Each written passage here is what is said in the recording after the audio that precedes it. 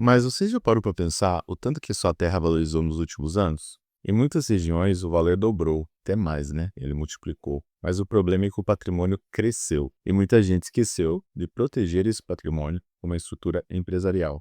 E quanto mais você demora, mais caro isso vai ficando.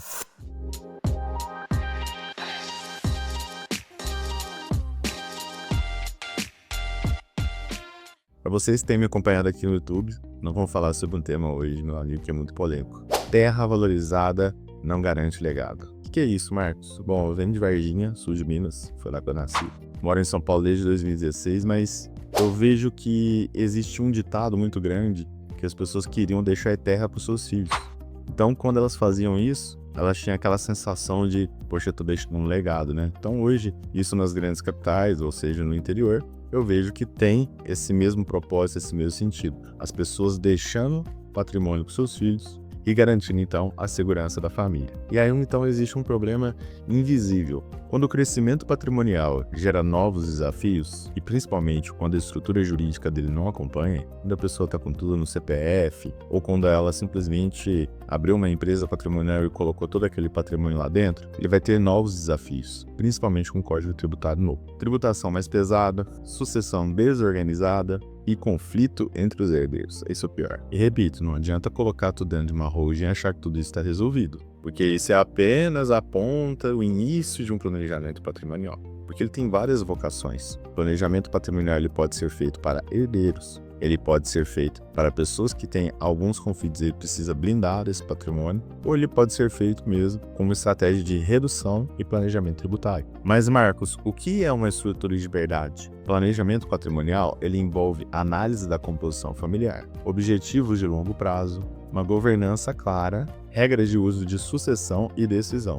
Eu queria trazer aí casos de empresas familiares, resguardando aí os novos clientes, né, que sofreram disputas gravíssimas. Haja vista que qual o principal problema de uma empresa familiar hoje? É que boa parte das pessoas que trabalham nessa empresa não compõem o quadro familiar, ou seja, quando você chama um externo, um cunhado, um amigo, e aí você cria mais do que um negócio só para você, você cria um conglomerado com várias empresas ou patrimônio em nome de várias pessoas que não são da família.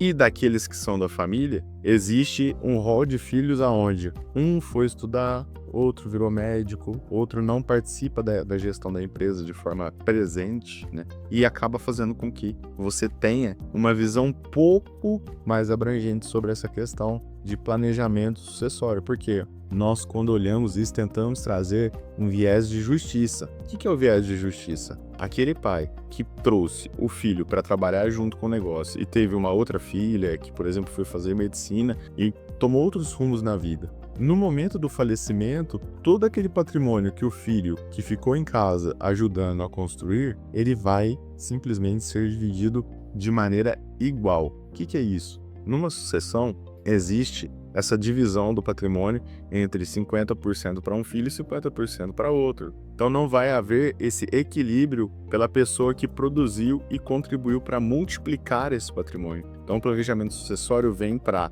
entender, lapidar e também colocar uma visão de futuro em cima desses arranjos de negócios, esses arranjos de patrimônio. Então são apenas alguns dos exemplos que a gente vê que esse tipo de trabalho que a gente desenvolve, ele põe uma solução e inclusive uma vocação, trazendo então aquela pessoa que hoje ela vem contribuindo para o crescimento do negócio com uma visão de futuro, como se fosse um contrato de veste. E o que acontece na prática? Eu já vi casos de família que perderam o patrimônio por um simples acordo de cotistas. O que é esse documento, o acordo de cotistas? Existem dois tipos de documentos. Existem os documentos estatutários, os documentos parasociais e os documentos externos. Os documentos estatutários é o contrato social, o estatuto de uma SA. Os parasociais são esses denominados aí acordos entre sócios, acordos de cotistas. O que isso garante? Só você imagina, eu tenho um documento que é um documento público, onde eu vou externar ali para todas as pessoas que quiserem saber, e eu tenho um documento que é um documento privado, que vai regular minúcias, questões mais íntimas entre aquele grupo de pessoas. Então, um acordo muito bem redigido, ele traz alguns poderes de administração.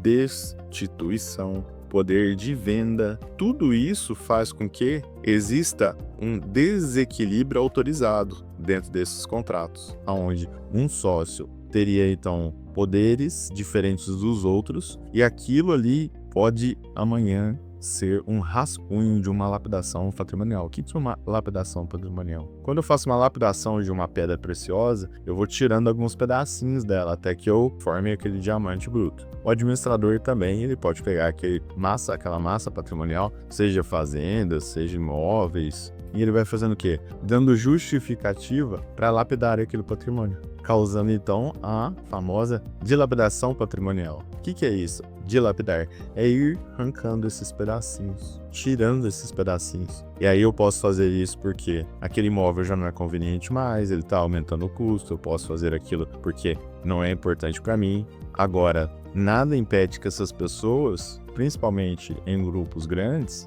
tomem decisões um pouco mais audazes.